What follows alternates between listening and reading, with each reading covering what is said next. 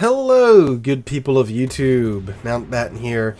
And today we've got some more new ships announced via the DevBlog. And apparently this wasn't supposed to be announced this early, but some things happened and now they are being announced this early. So I'm going to read straight from the DevBlog. If you want to read along as I read aloud, please follow the link in the description down below.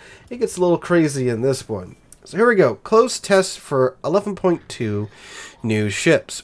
British supercruiser Edgar, German battleship Mecklenburg, and Japanese battleship Iwami have been added to the game for testing. We're adding the following new ships to the game for an upcoming closed test session. British supercruiser Edgar, an evolution of the Minotaur-class cruisers developed in the 1950s and 60s, which included an increased number of main battery guns, as well as more advanced anti-aircraft and anti-submarine armament. Edgar is functionally quite similar to its predecessor, Minotaur. The main differences are the increased torpedo range and the availability of an alternative firing mode, which allows Edgar to fire several volleys in quick succession that have a higher penetration and damage than those fired using the basic firing mode.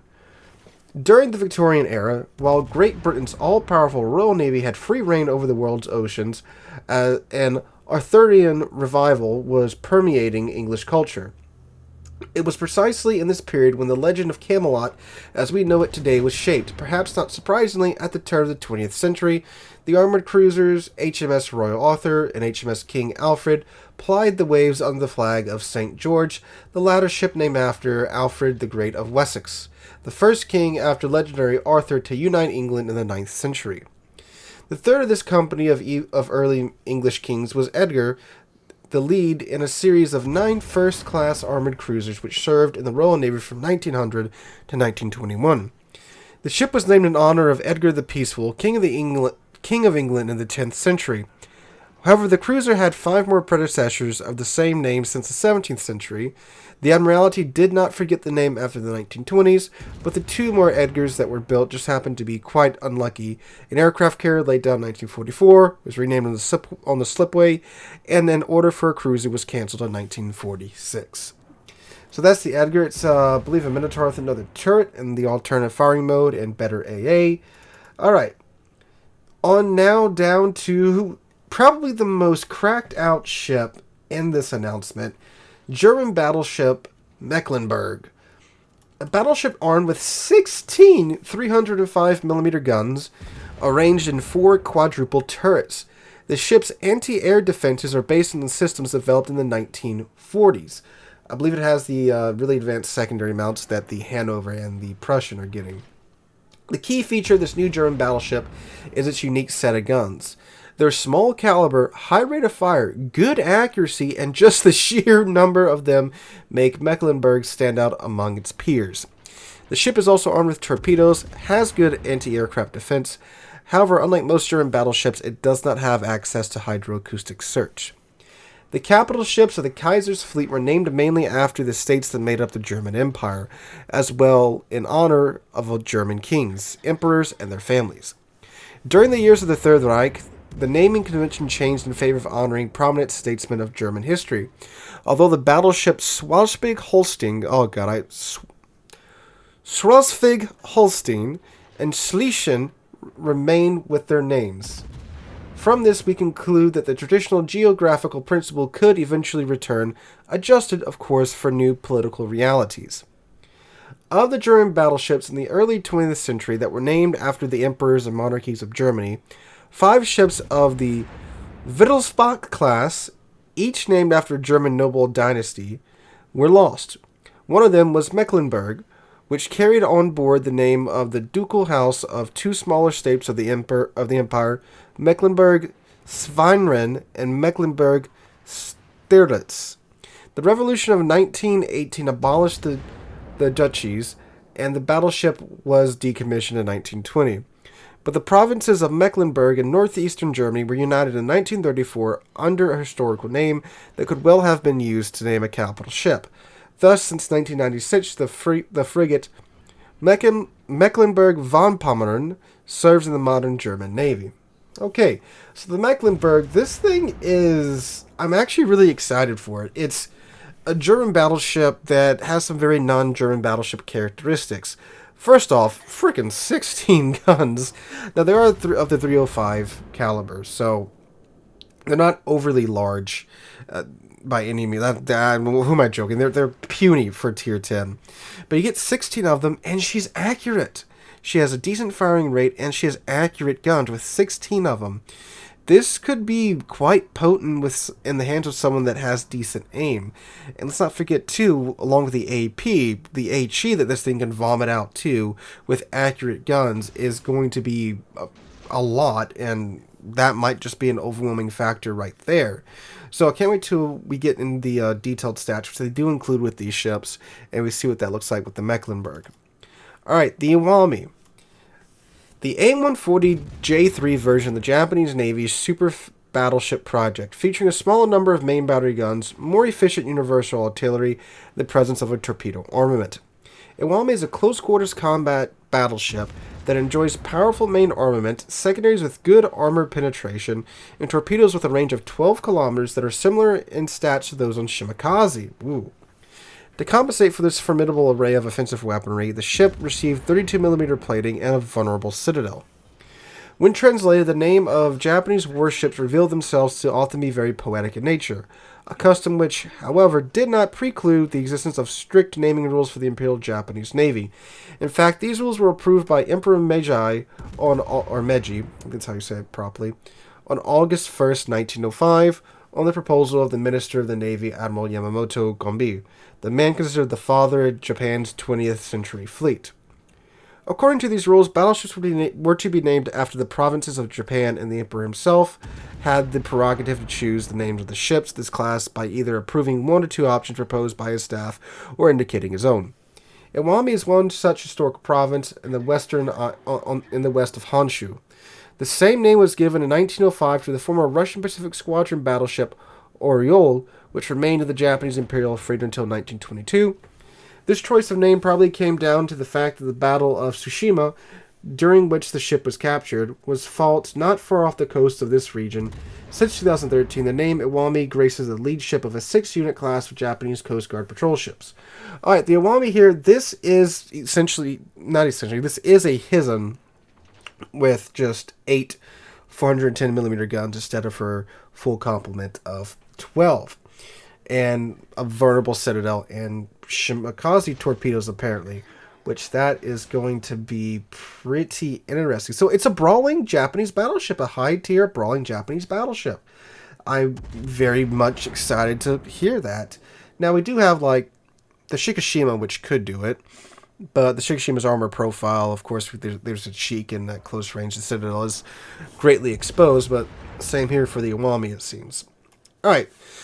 So let's take a look at the ship's characteristics. So the Edgar, she has a 6x2 152mm gun, so she gets 12 to 152s. Firing range of 16.5 kilometers. Max maybe shell damage 3200, and base reload time of 3.2 seconds. 4x4 torpedoes, again, same as the Minotaur. Does it give the characteristics of the alternative firing mode? No. She does have the single launch torpedoes, of course, like the Minotaur as well. 34 knot top speed, target stall rate 730 meters, rudder time 11.3 seconds.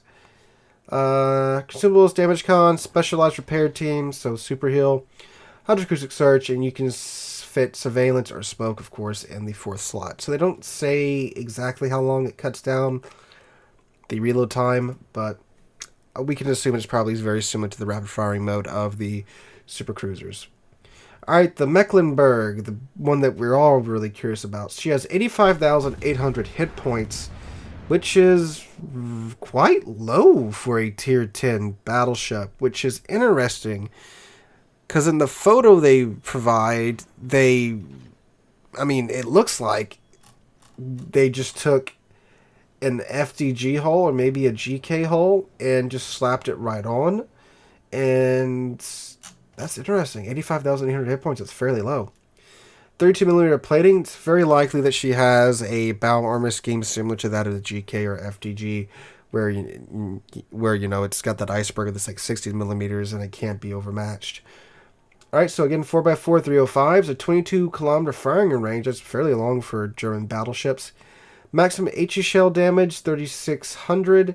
HE shell armor penetration, 76 millimeters. 27% chance of causing a fire. That's really not bad, considering she has 16 guns that are accurate. That's better than the Marlborough's fire chance with 14-inch guns. HE initial velocity, 865 meters a second. Maximum AP shell damage is 9,400.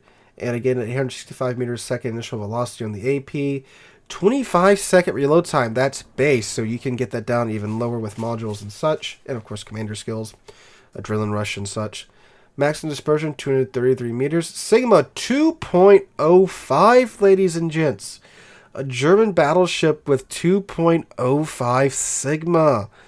This is getting very exciting. Torpedo tubes 2x4, 533s.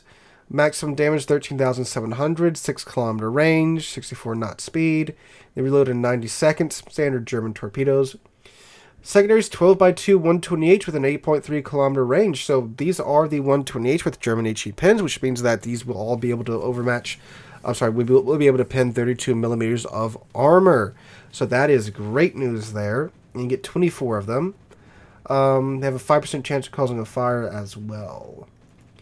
Maximum speed, 32.5 knots, 930 meter turning circle radius, a 17.6 second rudder shift time, very similar to the GK. Okay, you get damage con, repair party, fighter or spotter, and then she gets DFAA instead of Hydro. Okay. Alright, they want me the tier 9, 80,700 hit points, 32 millimeters plating. 4x2 410s up to 20.3 kilometer main battery firing range. Maximum HE shell damage is 6,500. 30% chance of causing a fire per HE shell. Maximum AP shell damage of 12,750 with an AP initial velocity of 835 meters a second. 25-second reload time on the Iwami. That's pretty darn fast, and yeah, for only having 8 guns at tier 9, it should be. Sigma of 1.9 though, yeah, like they said, this is meant to brawl, so 1.9 Sigma, that's to be expected. And that's rough on a ship with only 8 guns as well. So she gets 2x4 of the 610mm torpedoes, 23,767 maximum damage on these torps, 12-kilometer range, 67 knot top speed. They reload in 120 seconds. For her secondary, she gets 3x3 155s. That have a range out to 7 kilometers. Her maximum HE shell damage is 2,600 on the 155s. 10% chance of causing a fire. The 100, she gets the 100 millimeter secondaries. Those are the good ones that you get on the Shikishima. They are the Rugumo's guns.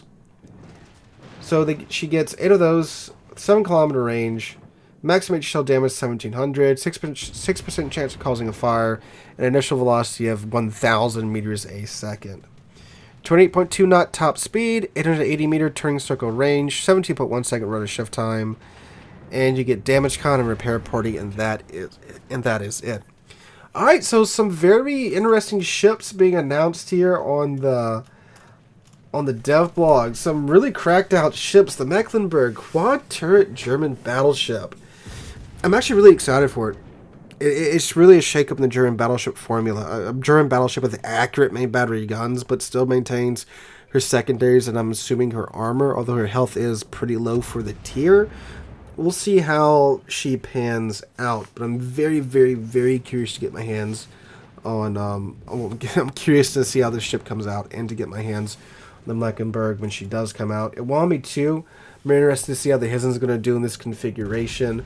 It sounds like it'll be quite the interesting ship to play, but a 28 knot top speed, that's really slow for a brawling battleship, but I guess we'll see how she develops over time. So guys, let me know what you guys think about these ships in the comments down below. Hope you guys enjoy this video. If you did, make sure to drop a like and subscribe to the channel. We're on our way to 35,000 subs, just past 33,200 subs a few days ago, and I cannot thank you guys enough for that. Hope you all have a wonderful weekend. Hope to catch you guys in the next one.